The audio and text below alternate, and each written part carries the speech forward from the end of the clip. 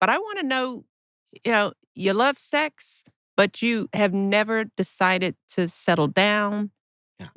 Why? Why is I've that? been engaged 4 times. Not that is tied together. That was No, I'm going to tell you right Yeah. now. I had the sex addiction in my 20s, 30s, 40s, 50s, and early 60s. Until yesterday. Oh, 20 minutes ago. You missed it. So anyway, listen. You gotta love it.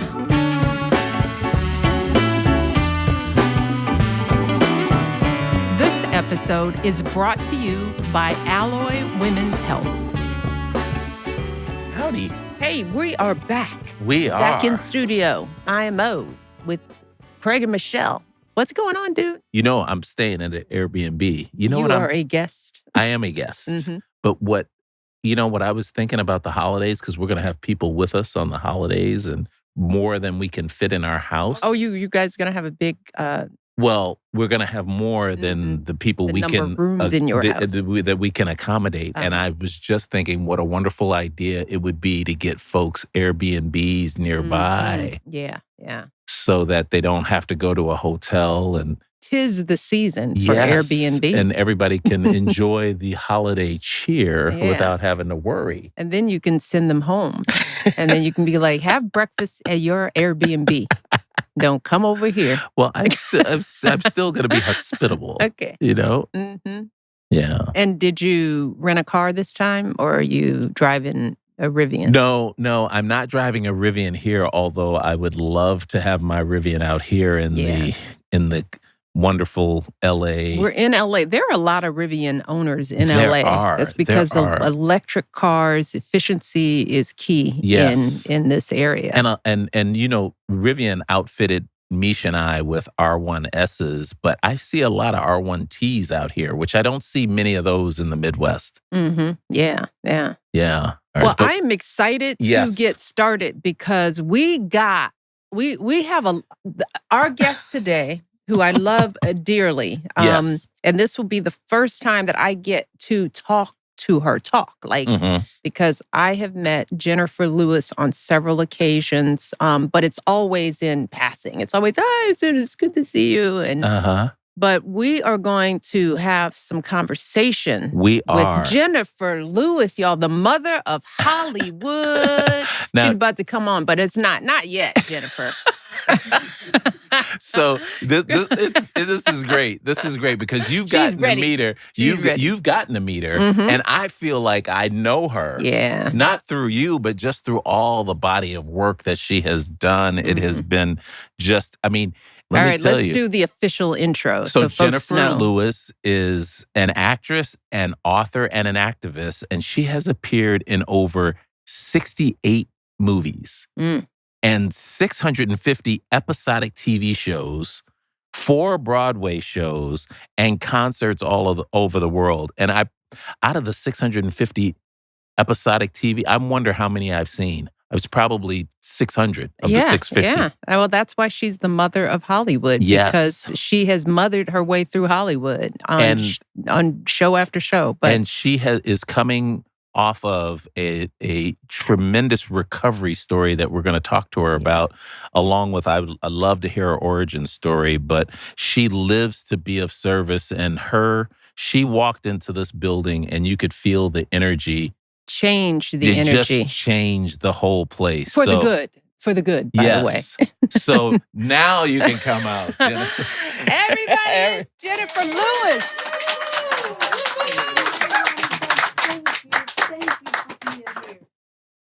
Thank you so much. It's so nice. My brother, big brother Craig. Oh, Lord have mercy. The other half helped Jenifer with her chair. Be a gentleman. Thank you, Craig. Thank you. My pleasure. Hi, everybody. Hi, everybody. Oh, I'm so excited. Welcome. So what do I call you? Jenifer, Ms. Lewis? You can call me Jenifer. Okay. I only have my assistant call me Miss Lewis so we can keep the pecking order right. Yeah, she's new and she has said some things. Oh, my goodness. Girl, she came in the first day and said, I was laying up in the bed, Diva in the bed, saying I need to call this one and that one. And then I went off. I said, when I was a child. And she said, Miss Lewis, before you go into that side story, we've got 4 emails to do. Oh. I never knew they were side stories. She scared the shit out of me. I said, what? I said, is that what they are? Is that what they are to you? Yeah, Let me ask, fabulous. how old is your assistant? 33, I think. She's a baby. And she is so efficient. She seemed efficient. I'm so grateful to have her, because I'm an independent woman. I want to do it myself. But honey, I turned 68. It's like, have a little help. I need a little, mama needs a little help. I'm so still. Well, it's good to see you. You are looking fabulous. I am happier than I have ever been in my life. Yeah. I'm in my skin. Mm-hmm. I know who I am. I'm far from perfect. Okay, maybe. Very close. So close. So girl. close. Oh, my girl, just 2 more inches. But I'm just happy because I did the work. Mm-hmm. I went and took care of myself. Yeah. When did you feel this? Because I'm 61 now. Mm-hmm. And I've talked about this a lot. There's something about a Black woman in her 60s, where I feel like I am sitting in my wisdom and my confidence in a way that I just never. So it's starting for me. When did you feel that groundedness in yourself?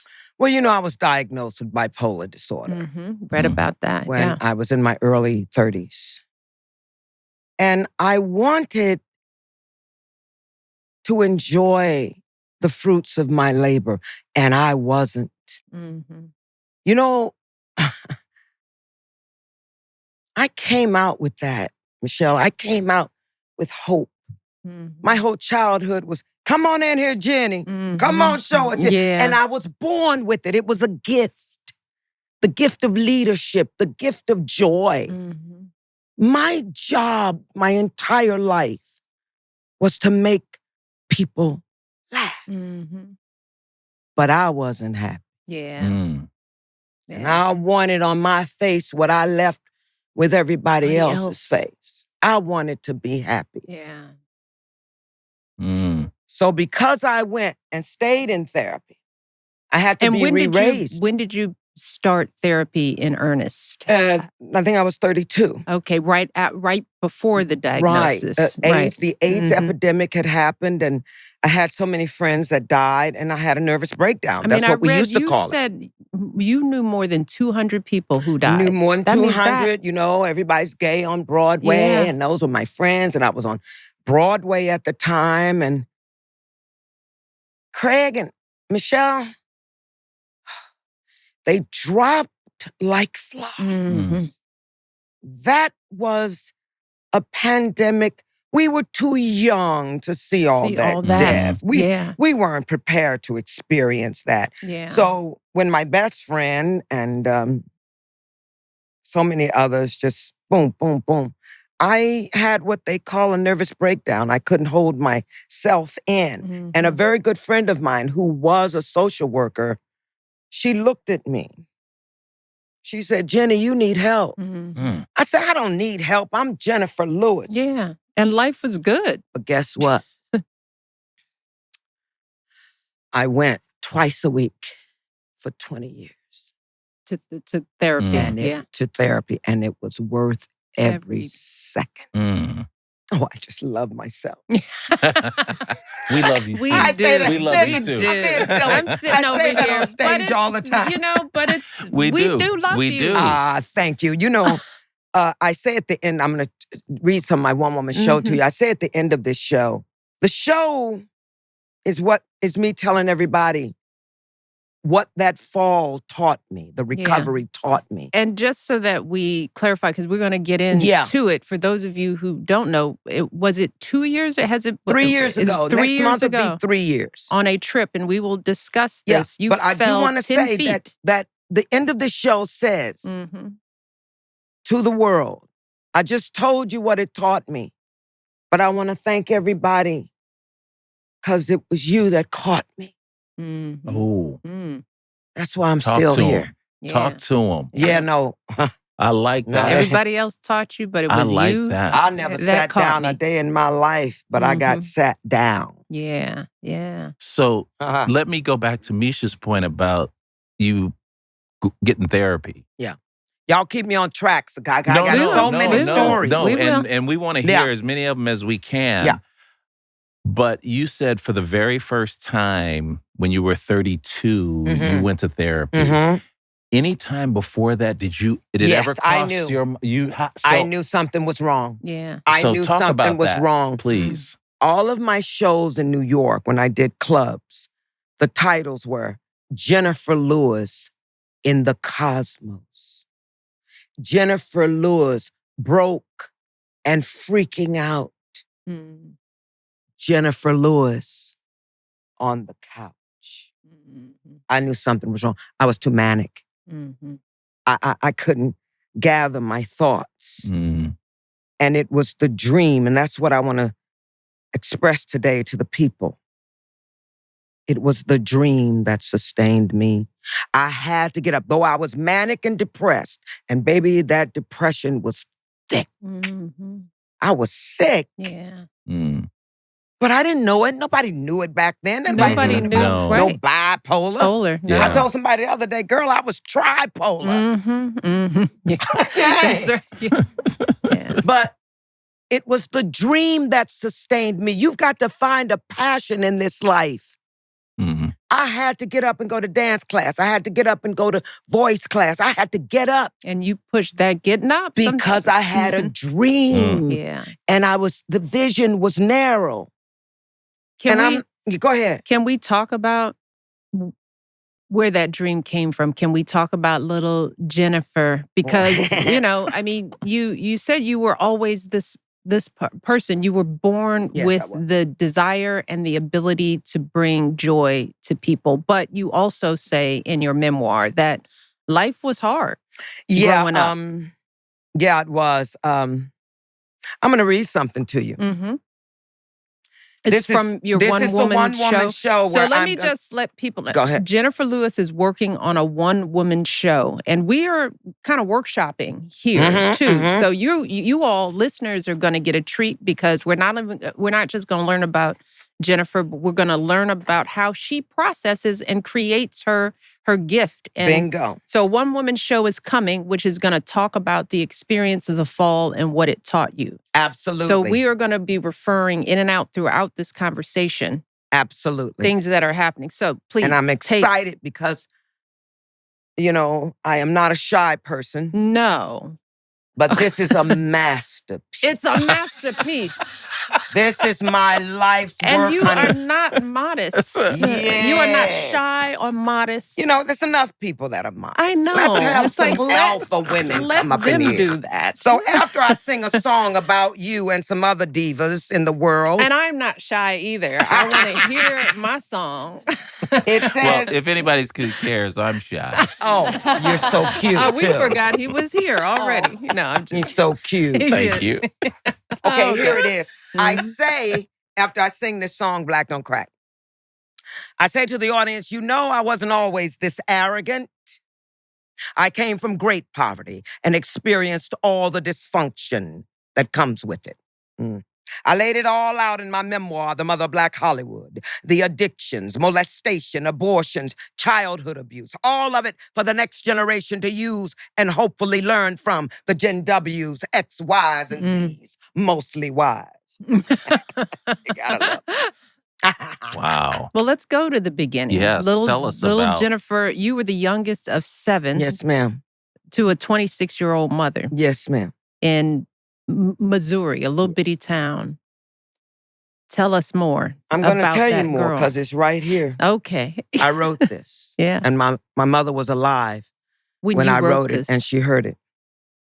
I'll just sing it down. In these 2 rooms we called a house where we lived for 3 years. Mama was 26 with 7 kids, but all alone with her tears.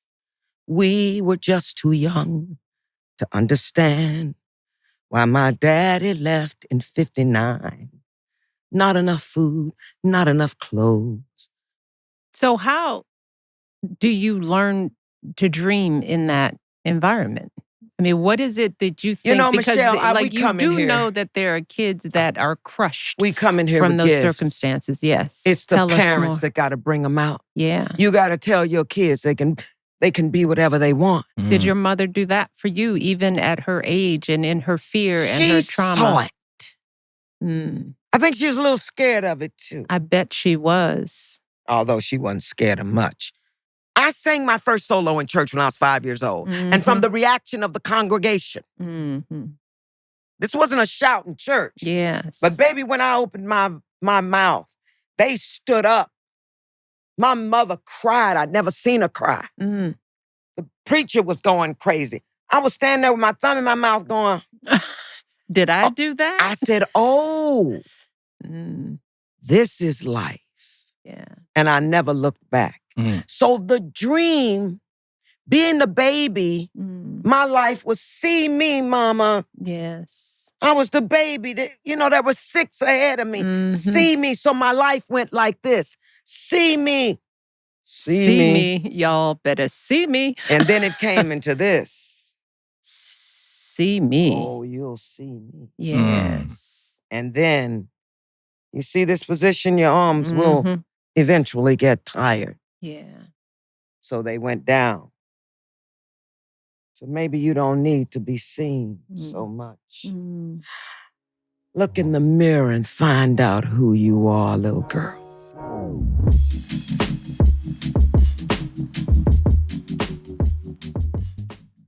Amazon has everything for everyone on your list, so you can shop for everyone with Amazon last-minute deals. So, Mish, what were some of your favorite holiday memories? Well, when we were kids, the holidays were all about what we wished for. Yes. Right? We spent our time going through this list catalog. It was the wish book. Yes. And we waited for it to come. And that catalog, the big, thick catalog full of all the toys that you could ask for Santa. And I think we spent months and months combing through that catalog. And people should know it was a catalog that just had toys. It wasn't clothes. It wasn't appliances. But there were some special holiday things. Yes. Like you could get Christmas ornaments yes. there. You could, in the catalog. So it was all holiday stuff. It was holiday stuff. There was a special double edition toy section. Yes. That was just magical to go through. But that's the beauty of being a kid. You're in the position of doing the wishing. Yes. But as we became adults and parents of our own, we learned that we were the wish granters when it came to the toys that Santa didn't buy. Right. And that changed the whole memory of Christmas. Yes. Because then Christmas became standing in long lines, being frustrated that you forgot the battery for the toys. That's the other thing. You think that all these toys should come with the batteries, but they do not. And then at the last minute, you got to rush out and stand in a long line, or at least we did. We did, yeah. It was crazy.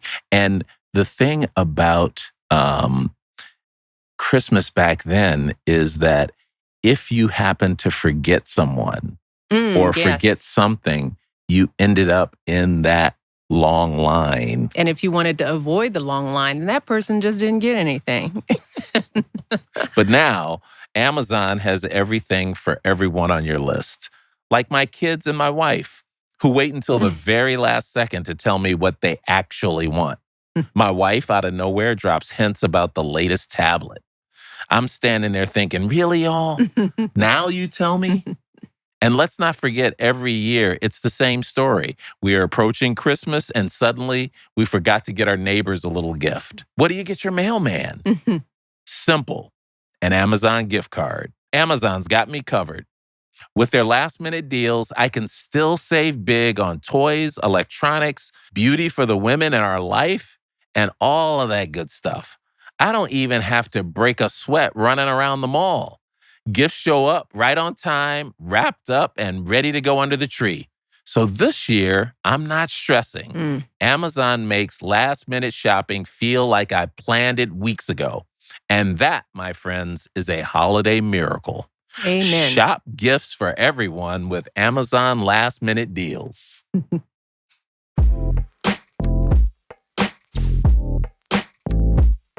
Well, you, as you would learn, you had a lot going on in that fabulous mind of yours. Were there any indications when you were that young that you, and I know bipolarism shows up later in life, but mania made me, I became a leader. Yeah. Captain of the cheerleading squad, president of my class. When I got to college, I didn't look at the call board.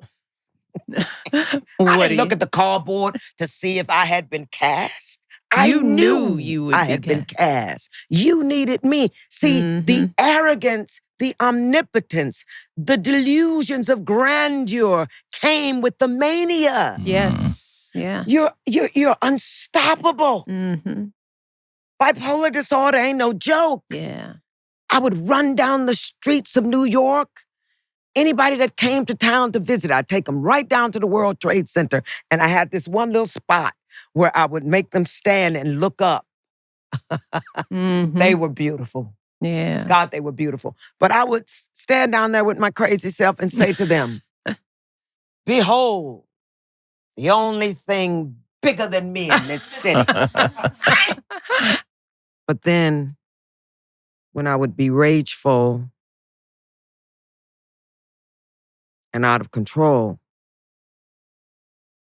I wouldn't get the job because they would see. Hard she's talented, but no, we can't put up with that. She's a bit much. This is a bit. Slightly. Can you talk more about those times, those hard times? Because there's mania, there's deep depression, and there's a whole lot in between there. The depression, the sex addiction started in college. And do you think it was tied to the molestation? Oh, for absolutely. Sure. You run around, once somebody touch you like that, you either withdraw and start eating everything you can see. Yeah. Or you see, I had a friend that she became an introvert. I became an extrovert. Yeah. That's why I was shocked that he touched me. Right. Because it's like, Jenny. I'm not quiet. I'm telling you. Yeah. You fool. But he didn't care. Girl, I confronted him. What did you say? Tell us, please. Well, when I started talking about the molestation in therapy, it all came back. And because he was a man of God, and we had been taught to revere him, there's so many sick people out there saying, I got the power and only God can come through me. Yes. And here, come and let me touch you. Yes. So anyway, you confronted him. Yes, I called him. I got drunk. I haven't had you got drunk. How old were you when this confrontation happened? This was in my early 30s. This was later in life. Later 30s. No, I didn't drink back then. Okay. Yeah, no, she wasn't drinking at 30. She lived I'm still in shock. No, we were coming from church. Yeah. Got it. You know how choirs will visit each other. You do everything right. And I got to ride with the pastor. Child. Anyway, I called him. There's a chapter in my book, my memoir, and it's titled, It Ain't That Kind of Call, Motherfucker. He thought.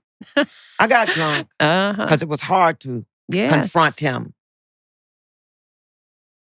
And he answered the phone and I said, it's Jenifer. And he said, oh, Jenifer. And you like, it ain't that kind of call. Absolutely. We're so proud you're on television. Wow. Jenifer, I said, it ain't that kind of call, motherfucker. Did you end it that way? Just like that. And I asked him why he did that to me. Girl. Because the question I asked him in the car before he pulled over and touched me, I said, Pastor Heard, do you think I can be a star? In 7 seconds, after he touched me, he took my entire life from me in 7 seconds. He tried to kiss me and he felt my breast. And I pushed him back. It was so, oh God, it was the worst. And he took God from me. Yes, he did. He took my mother from me. Yes. And he took my career in 7 seconds. Yeah. Oh, I got it back. Yes. But he tried to snatch it from you. Yes, he did. And what did he say? And when I said to him in the confrontation, I said, why'd you do that? He said, well, I was just, trying to I said, shut the fuck up. He was just trying to what? Trying to prepare me for what, being a star would involve. Oh, yes. Oh, my Girl, God. I went a true predator. and I cussed that man. Poor man. I cussed that man. I said, and if you hang up this phone, I will fly back to St. Louis and blow that fucking church up. And he's still the head of the church. Oh, no, he's dead now. Oh, well, bastard. He's good and during dead. the time when you made the call, he was still. Oh, yeah. Yeah. Oh, yes. So how did it feel for you because that's one of the things that's... It felt good. It did feel good. But they take everything when they touch you. Yeah. I got over it because, I had another incident where a guy came into my apartment in New York and put a knife to my throat, for God's sake.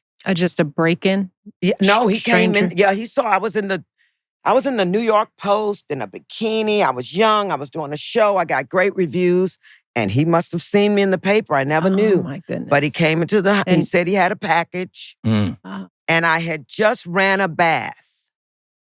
And I used to put just 2 drops of peppermint oil in the hot water. Well, that day, my little puppy hit my arm and a whole lot of peppermint oil went into this hot water. Yeah. So when he came to the door and the peppermint oil, girl, messed him up. Oh, Lord. He couldn't even, he was like, take your clothes off. Wait, girl, I know, girl. That stupid fool. He was like, I was like, you came into the wrong apartment today. Craig, how can you believe it? Look, Craig. He said, we should not be Craig, look. Now, I'm all in dance class. Me and Loretta Devine were taking dance class, Shirley Ralph, all of us. We were all in shape. We were skinny in our 20s because, we all did Dreamgirls. But Jennifer Holliday got the part. And hold on. So he's like, take your clothes off. And I'm standing there like, what are we doing? I wish I could say the word. You know what I want to say. I was like, huh? But yeah, it was horrible. And I ended up talking myself out of it. I told him that was medicine. I said, I'm sick. Oh my God. Girl, it was a scene. It was the greatest performance of my life. Wow. You have to read the book. The details are in the book. Yeah. But I talked myself out of it. I told him I was sick. That was medicine he was smelling. Yeah. I said, so if way to think on your feet. Oh, honey. Yeah. Like I said, it was the greatest performance of my life. Yeah. And escorted him out. It's like, and thank I sure you. did. And be well. Yeah, I said, I'll help you, James. Here's your knife. Girl, here's your butter. And it was like a steak knife. Oh, my goodness. I was like, boy, you ain't gonna cut me today. And you ain't gonna rape me either. Well, and there, to the extent that your mania helped you with that courage, unafraid. that bravery. I was unafraid of him. Yeah. I wasn't afraid of him. I wasn't afraid of New York City. I belonged there. The mania belonged in the city. Yeah. I would walk down those streets, girl, so fast. I'd have a coat flinging behind me. The Diva. It was a mask. And you were in the perfect place to wear that mask. Because New York, you probably didn't even stand out. Girl. I didn't. People were crazy, girl. It was the 80s. It was the 80s. It was and the here 80s. You are flying around and singing to the Empire State Building. When I had a show, there was a place called Tickets. You go get your Broadway tickets for a discount. You remember?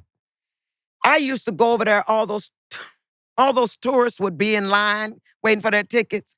And I'd go down the line. I lived right up the street on 55th Street. I'd go down there and do my hot kicks up and down. I've seen those high kicks. Wait a minute, girl. Michelle, I'd go, come see my show. You don't want to see that shit. You come see me. Do you know I was sold out? They were like, yes. We going to see her. We'd like tickets to that. But I was out of control. Yeah. But what could not be denied? What's the talent?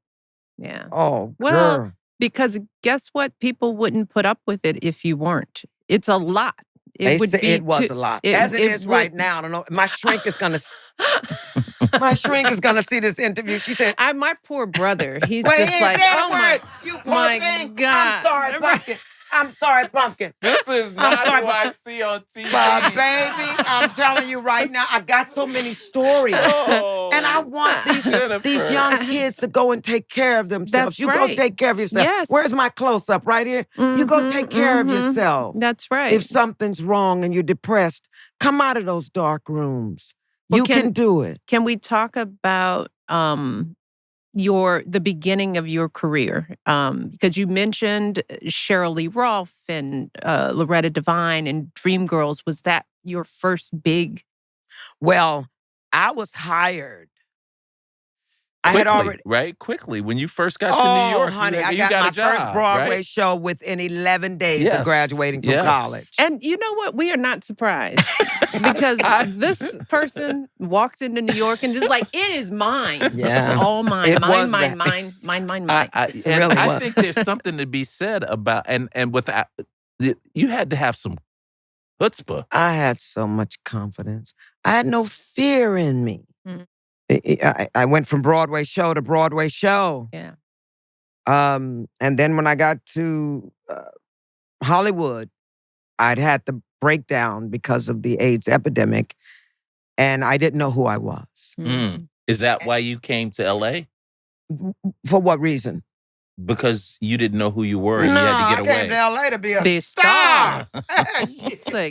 I ain't care about L.A. I ain't care about I didn't know who I was. Until that camera came close. See, I had been trained in the theater to hit the back row, and you can kind of fake your way through that. That was the diva. That was the mask.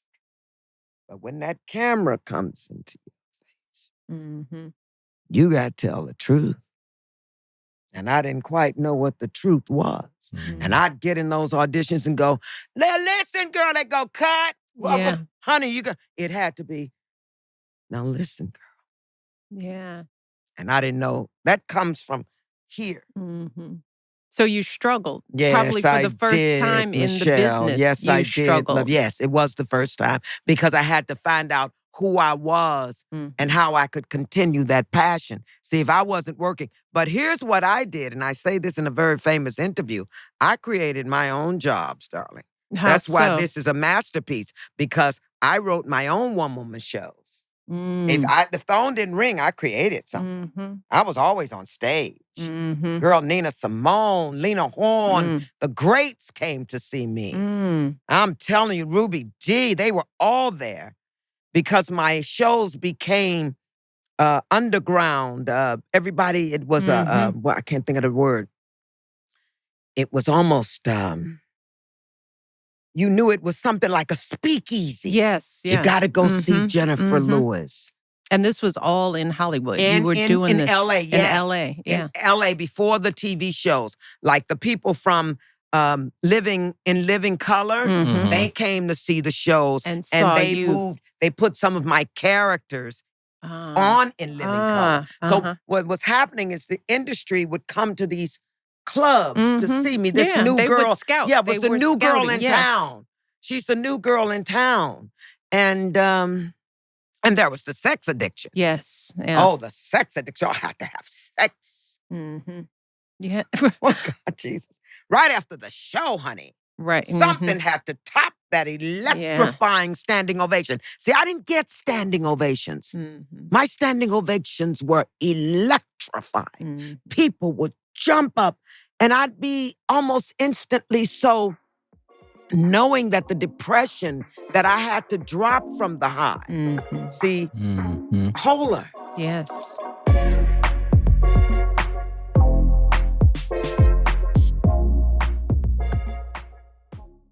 This episode of In My Opinion is brought to you by Alloy Health.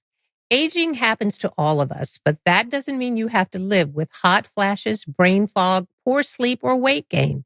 These changes aren't random, they're hormonal. At Alloy, everything starts with science. Their mission is to make evidence-based menopause care accessible with real doctors who specialize in perimenopause and menopause. Here's how it works. Go to myalloy.com, answer a few quick questions, and within hours, you'll be connected to a board-certified menopause-trained physician who'll create a personalized treatment plan for your hormones, mood, sleep, sex life, weight, hair, and skin. 5 years ago, my friend Michelle Obama invited me on her podcast to talk about menopause, and that conversation actually led me to Alloy.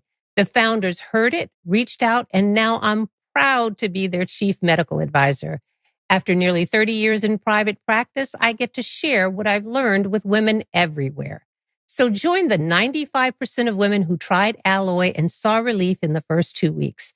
Head to myalloy.com and tell them all about your symptoms, and you'll get a fully customized treatment plan. And you'll get $25 off your first order today when you use code IMO25. Head to myalloy.com and enter code IMO25 to get $25 off your first order. This episode of IMO is brought to you by Cologuard, a non-invasive colon cancer screening test.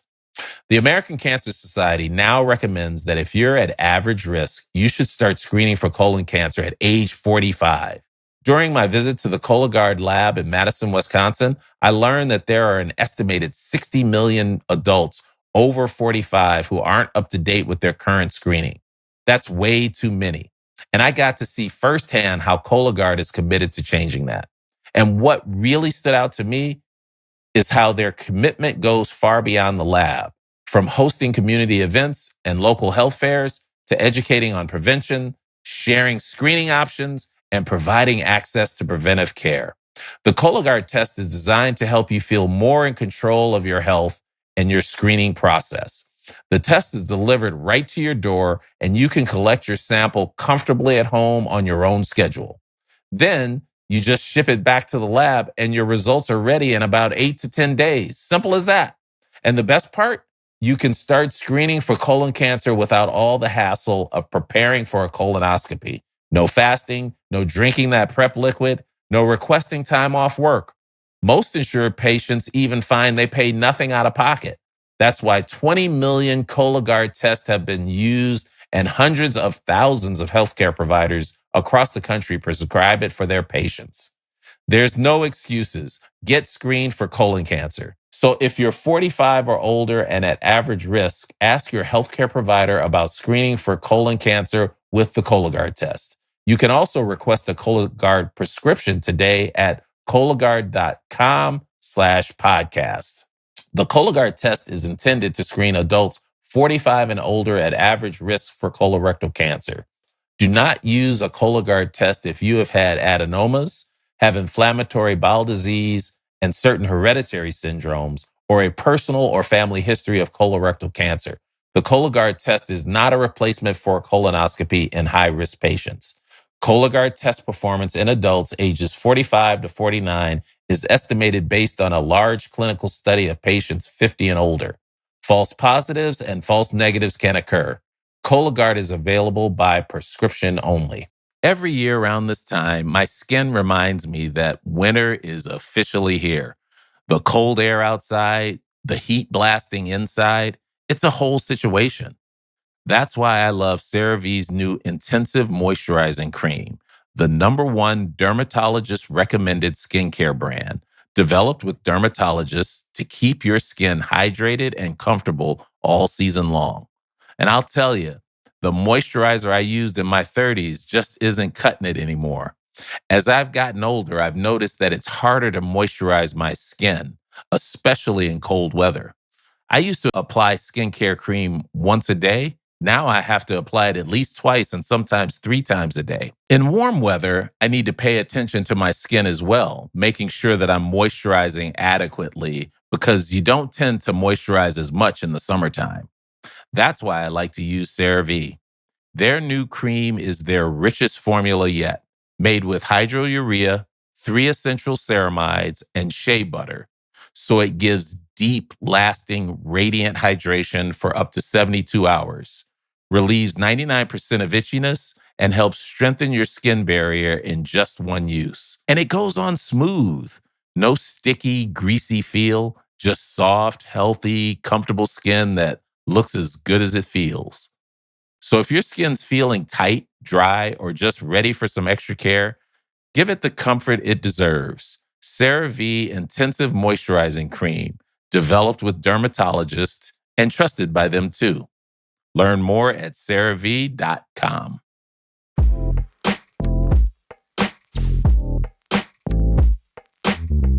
And it took you some time too, because once you started taking the medication, you had to find your balance. Yes, when you get on the meds. Now, if you get on meds, I ain't pushing meds. Yes. You find your story.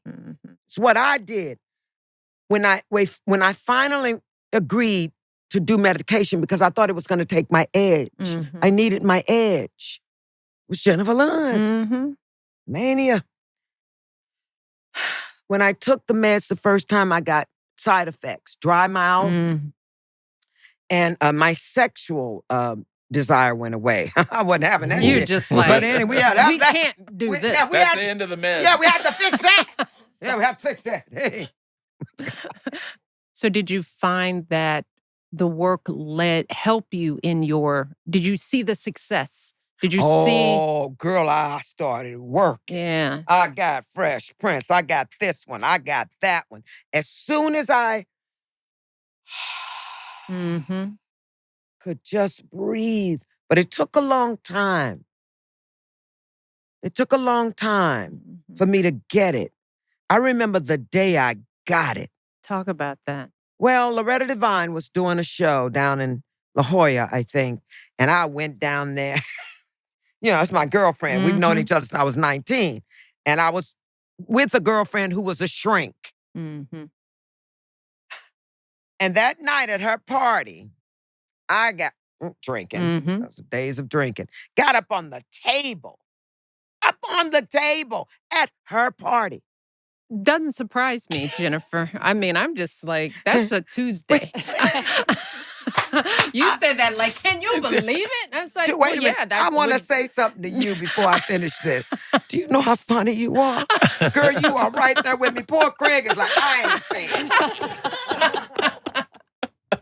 But you're right there with me. I'm glad. Good for you.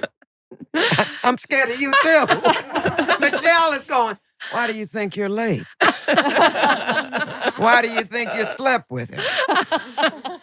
But where am I? What story? Well, we're on the table. Loretta. The table. He goes on the table. You're on. I'm paying attention. She's telling jokes. I'm paying attention. You're on top of the table, you lunatic. Jesus. So, and I put a song, and I'm like, and I call everybody, you know, cuss everybody out, but in a play way, but drunk. Yes. Yeah, sure. And naughty. It was Loretta's night. Yeah. Oh, yeah. But my girlfriend, who was a shrink, the next morning at breakfast, she said, I'll never forget it. She said, Jenifer, what's wrong with you? She said, what's wrong with you? I said, what? Ooh. She said, that was Loretta's party. I said, Loretta wanted me to sing. She said, Jenifer, it was inappropriate what you did. She said, I don't think she appreciated it. See, it was that kind of thing. Yeah. I just didn't know. And then the medication had to calm me down. Yeah. Now I just get on top of a tree. Yeah, now Jenifer is calm. Thank you, ladies and gentlemen. So you talked about that you started getting Fresh Prince and then Living Color. Yeah, and rock and I just started going. And were you able to enjoy that? Or, yes. Okay. But I was also having sex in the dressing room. Can you talk about some of the fun times? The diction was still there. Yeah. Until I woke up one day and I actually called my therapist. She was on a train. I'll never forget this moment.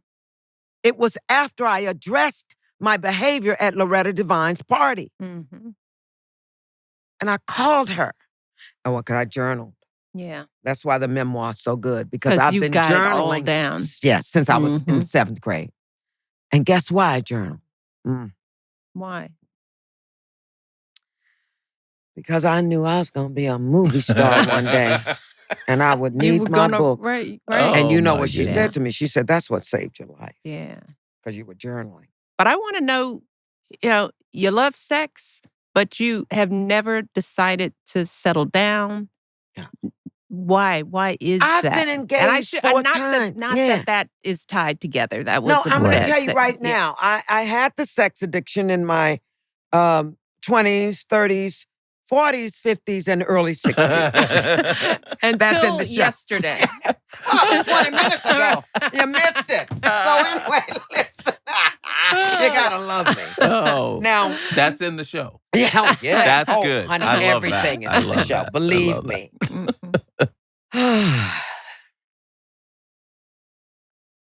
Girl, I didn't know it was an addiction. I thought everybody was doing everything every night. Yeah. I didn't know. But after the molestation, yes. You run amok because you're looking for something that's not so ugly. But I didn't know where to look. So I looked everywhere.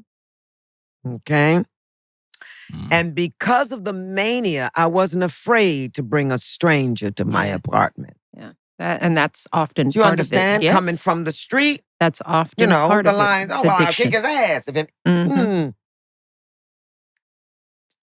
But why? You just never found the one. Or did you? I was in love with Miguel. Okay. I fell in love with Miguel. Was he? Yeah, he was the love of my Yeah. life. He was the first one. I met him in college. He was a mathematician. Why didn't you all get married? I was too young. Okay. He asked me when I was like 19. Yeah. Honey, I was like, baby, mama's going to be a star. Yes, I don't. I don't want to get married, have no kids. Yes. Because I wanted my mother to love me, Michelle. Well, let's talk about the fall. The fall, here it is in a nutshell. The itinerary on this vacation. Lori Peacock had helped me write my second book. And she wouldn't let me pay her. I said, girl, then come on, go to Africa. Your dear friend, and Lori is here. Where is she? Come on in here, Lori. She's watching. I said, come on, go to Africa. I never travel with anybody. Lori wouldn't let me pay her. She said, you put money in a friendship, the friendship's over. I'm like, but you're ocean. I don't want your money. Now, she's a white woman of leisure. But anyway, you gotta love me. I say that in the show, too. And then it was safari. We've done that in safari. In the Tanzania. Girl, beautiful. You see the face of God. And doing it during the Great Migration. Oh. Well, I'm getting ready to tell you. Yes. I was in the middle of that migration. And that's the thing to point out, that being there at that time, the Serengeti is full of wildlife. Millions are there. Prey, lion, everything, all four they're there in the peak. Leopards, it's peak gazelles, season. Because warthogs. there are times you can be in the Serengeti and it's empty, right? The animals have moved on. That's right. So you had this incident in these camps. Of the migration. The animals are everywhere. And at nighttime is the time they're the most active. So anyway. Yes, they're out of the heat of the sun. So the next stop was supposed to be the Seychelles Islands. But let's just say I never got to Seychelles by the seashore on the Seychelles. That's in there too. So we checked in, girl, into the, the Four Seasons in the Serengeti. Hot mess, money. Don't ask me for nothing. So anyway, I love that line. Okay, girl, let me calm down. You making me laugh.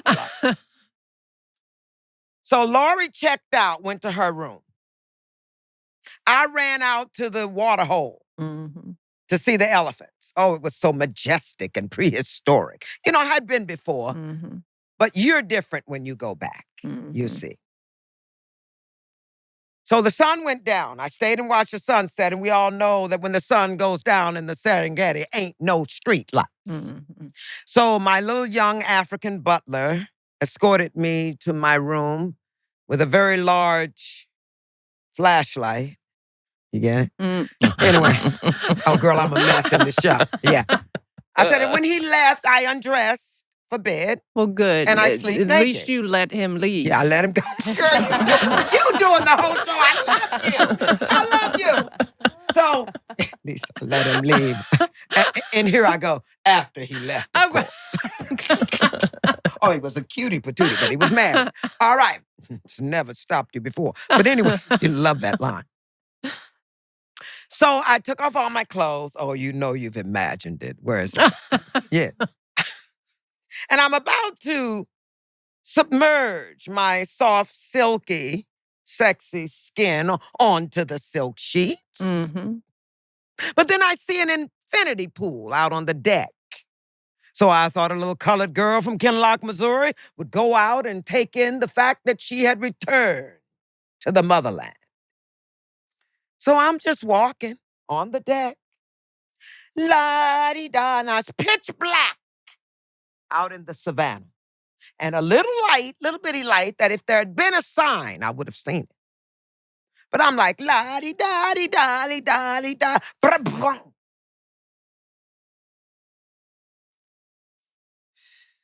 10 feet down. Oh. Totally unbraced, too, because that's like... But thank God, because had I known I was falling, I would have tightened and broke something. Right. The right buttocks took the impact. The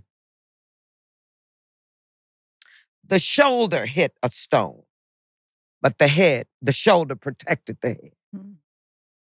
Girl, how I didn't hit my head. It was boulders and stones. It had to be rocky, right? And that grass that the cat stalked through, that ain't soft. No, it's not. That was all in the back. Lori had to put... Oh, Lord. So I'm down there, and I'm like, I fell. Pitch black.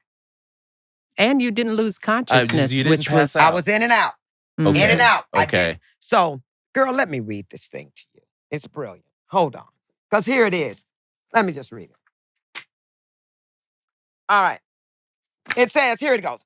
I fell 10 feet from an unsecured deck off my hotel room into a pit of wild animals. And no, Anthony Anderson, I was not drunk. That's in the show. Is that good? That's so good. Isn't that good? Doctors Without Borders came to rescue me and air-vac'd me from Tanzania to Nairobi, Kenya. I underwent a 12-hour surgery at Aga Khan University Hospital. Not Shaka Khan, but Aga Khan. So stupid. I had 3 blood transfusions, 6 nights in ICU, and after I cussed out everybody in English and Swahili, they couldn't wait to ship my ass back to the States. Now, from the helicopter, while I'm down on the ground, I mean, in one of your videos, there's a huge water buffalo roaming. There was a Cape buffalo just 10 feet away from me. Where you fell. And there's an antelope. And these buffalo are vicious. Oh, girl. They are, this isn't just, I was down there. I mean, these are wild, very aggressive buffalo who will charge. Oh, they will charge. Now, and you said you heard a lion roar. Oh, yes, the lion roared. So you're sitting there alone, waiting for help. In the dark. The hippopotamus comes over Is this for real? No, it's not. Okay, I'm just checking. They're really... My sister's getting in the way of the story I'm here. sorry. All right, I just want to know. No, it's hysterical. Okay, all right. What I've done, guys, is I've taken the biggest tragedy of my life, and I'm going to make you laugh.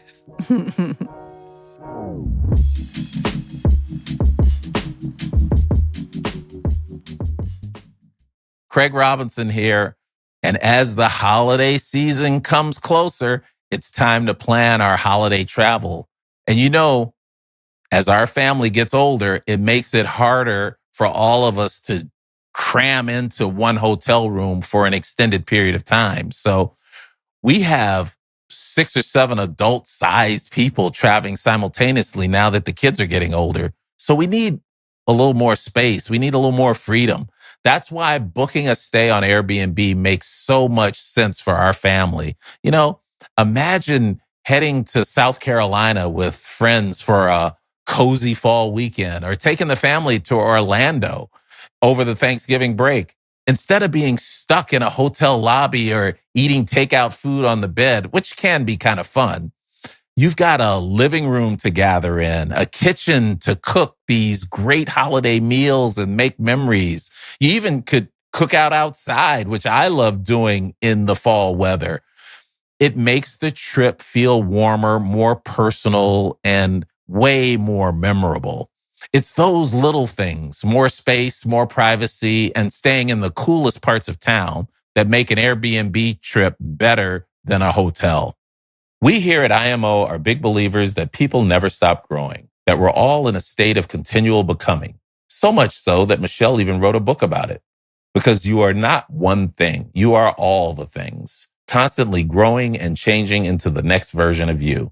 And every day and in every stage of your life, you're only getting stronger, bolder, more confident than you were yesterday. That's why Desert Tone Diamonds are the perfect way of celebrating all that you are and all that you are still becoming. They come in a range of unique, unexpected colors that reflect your unique and unexpected journey. Warm whites, pale champagnes, deep ambers, smoky whiskeys. Natural colors that are truly unlike anything else, just like you. So this holiday season, discover Desert Diamonds and gift yourself something as unique as you are. And a reminder that you have so much ahead. And that's why a diamond is forever. Visit adiamondisforever.com to learn more.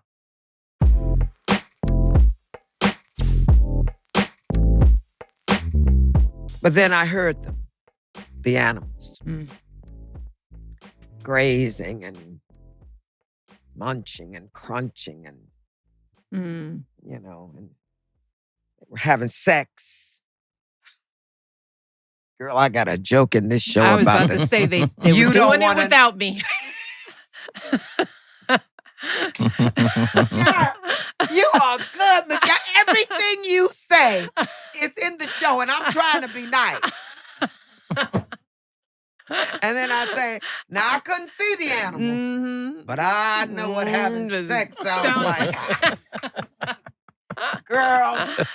I feel like I'm in your brain now. I said that there were two little pink booty baby baboons that came and swung out of the tree. They said, if you're going to fall this close to our tree, you need to be properly groomed. So, it's like, let's help you And then out. there's a little antelope in the Tanzania. It's officially called a dik-dik. D-I-K, D-I-K. Now, you can't make this up. What do you think I did with the dik-dik? And I didn't have any clothes on. So the dik-dik was Craig grazing. Craig is just like... Listen here, Craig. The dik-dik, no. Look, it was animals. The dik-dik was grazing nearby. And he mistook, my private area for grass and began to graze. I grabbed him by the back of his neck. You didn't expect that, did you? Listen here. I grabbed him by the back of his neck. I'm enjoying the show.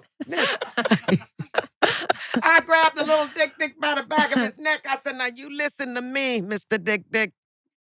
Under any other circumstances, I would enjoy what you're doing. Is that good? You can't make it up. But anyway, Dr. Aroko, because I'm going to tell him to watch this. When I got to Cedars-Sinai here in Los Angeles, after they brought me home, the doctors there saw the x-rays. I fractured my acetabulum, by the way. And that's here are the femur bones. And here's the hip bone. There's a socket that holds the femur in the hip bone. Oof. So when my right buttocks hit, this is what happened. Oh,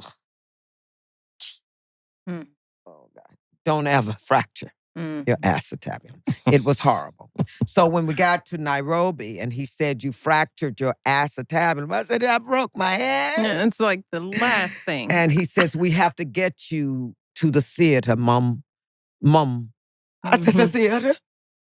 Broadway, where? And he said, no, that's not that theater. The room we perform the surgeries in, Miss Lewis, is called the theater. I said, well, then get me to the theater. God, mess, it's all in the show. But they did a 12-hour surgery. I didn't call my family, Michelle. What were they going to do, fly down there? Yeah.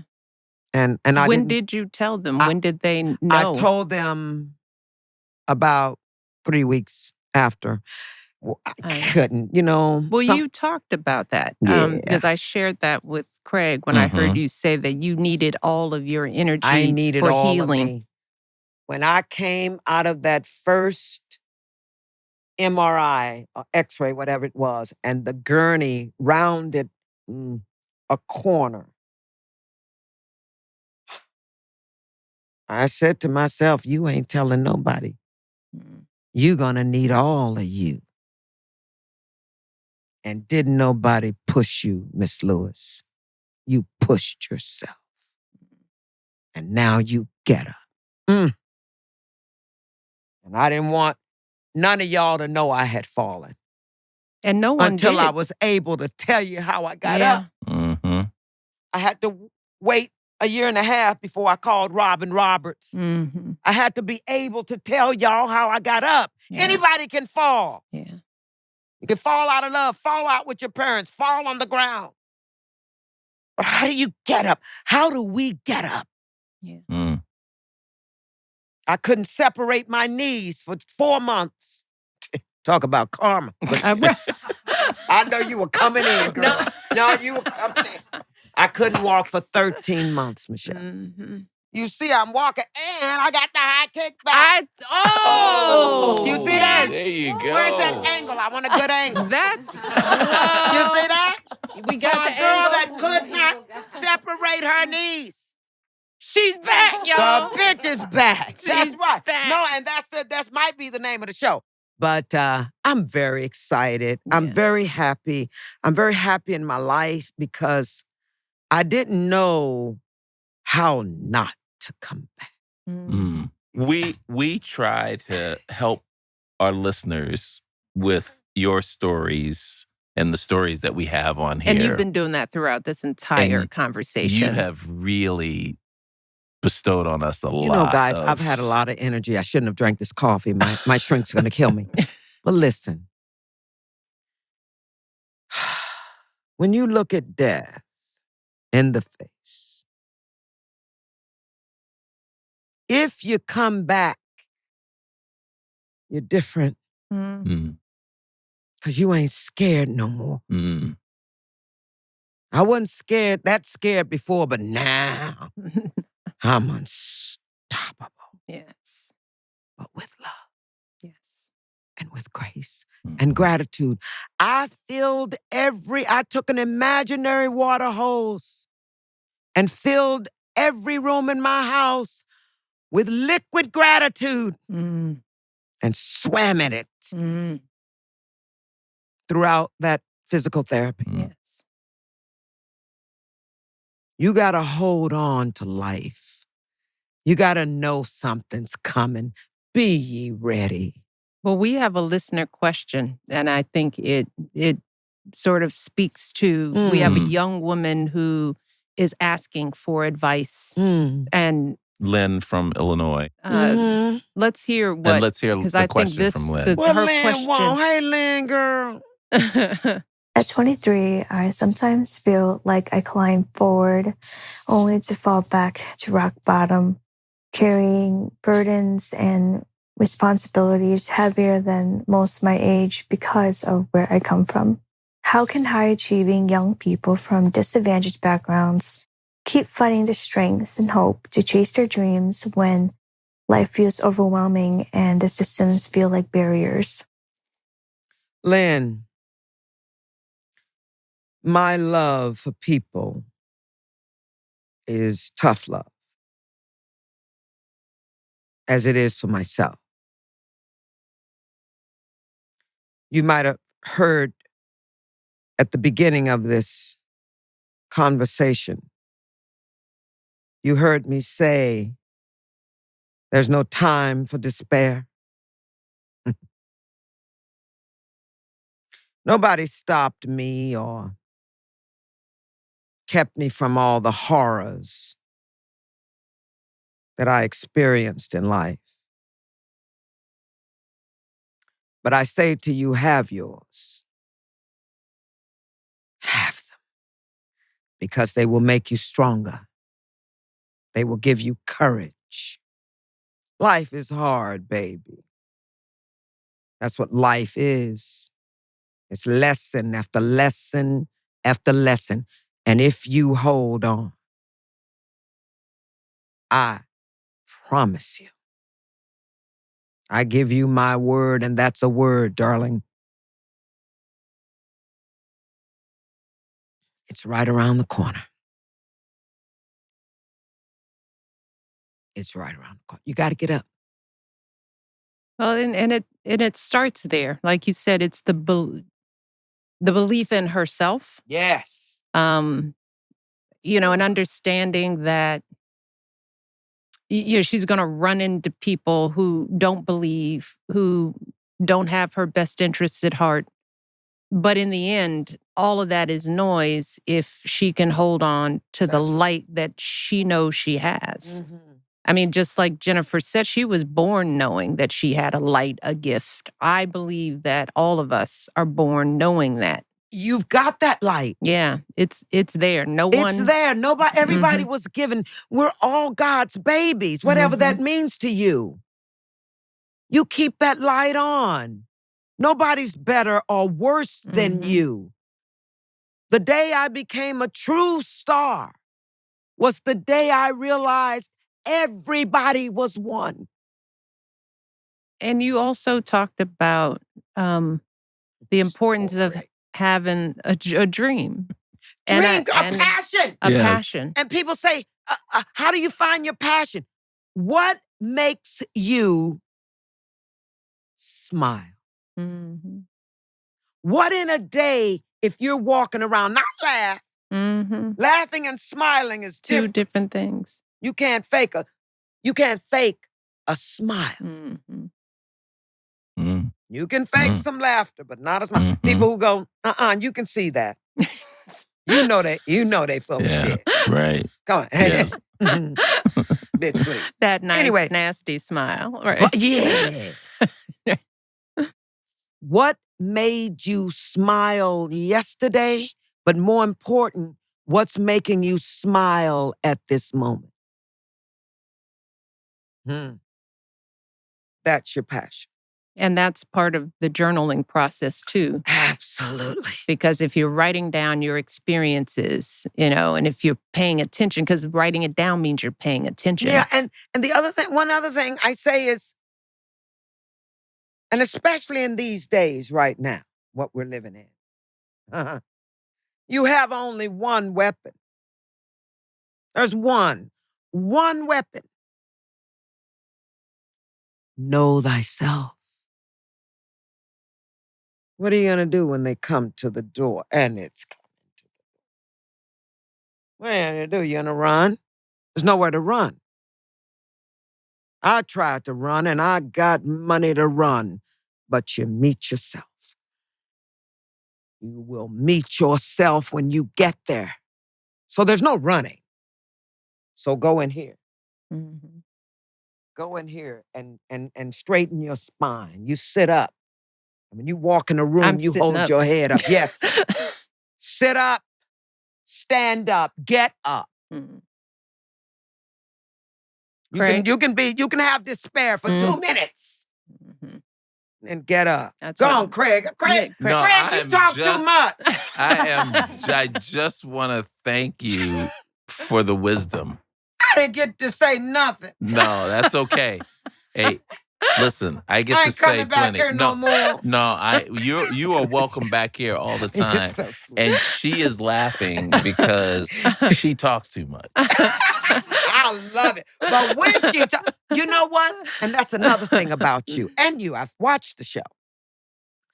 Everything y'all say, ain't no frivolity going on. Ain't no like some dumb shit. It's like, they said something. That's a word. All right, I'll tune in next time. Thank you. I mean it. That's really nice of you. This has been fun. Yes. It's been heartbreaking. It has been true. And it's been entertaining. Yes. Yeah, we are. Yes. We're part of the audience. My shrink is going to say, did you take your medication, you lunatic? That was Michelle Obama and Craig Robinson. Why didn't you take some extra meds? But this is what IMO is about. It's like, and I said at the outset, we've met on several occasions, but this is the beginning of knowing. Okay, I do still want to hear, but before we go, I want to hear my song. Which one? Okay, here it is. It's so good. It's so good. This is the best one. Here it is. And it goes a little bit like this. Now, don't clap because I'll go off rhythm. Because please. I've written some white people. Because you go. Baby, when the white people chime in on the rhythm, I want you to know something now. I love cut that part out. We want to keep our white audience. Listen, I love my white people. I do. But y'all just, when we start doing things, just sit still. Da-na-na-na-na. Da-na-na-na-na. Now there's Miss Diane Carroll, Lena Horne, and Eartha Kitt. Da-na. They stayed on top for ages, but their looks never quit. Now, when white women get older, their skin gets creased and lined. But because of my race, look at my face, soft as a baby's behind. Because black don't cry. Dun, dun, dun, dun, dun. I tell you, black don't cry. Dun, dun, dun, dun, dun.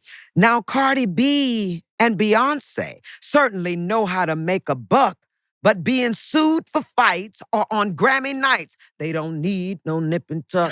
Da-na-na-na-na. Da-na. Now Harriet's got her railroad, Sojourner's got her truth. So Kamala Harris and Jasmine Crockett could be a choice at the voting booth. Oprah Winfrey's got her billions, and Michelle's got Obama. And I still look good out in Hollywood playing everybody's mama. I tell you, don't crack. Oh. So white girls, get your facelifts to your foreheads on your back. 'Cause I'll be having fun out in the sun. 'Cause baby, black don't. Woo! And then, Shaka Khan. That's the orchestra going. Shaka Khan. Girl, gotta love it. All right, that was Jenifer Lewis. Hot mess. We are staying tuned for that one woman show. I will be right there. Thank you. Oh, I hope so. Thank you. Love right you. There. Love you. Thank you so much for being here, for sharing, and thank you for doing the work. All right. And Craig, don't talk so much next time. I didn't enjoy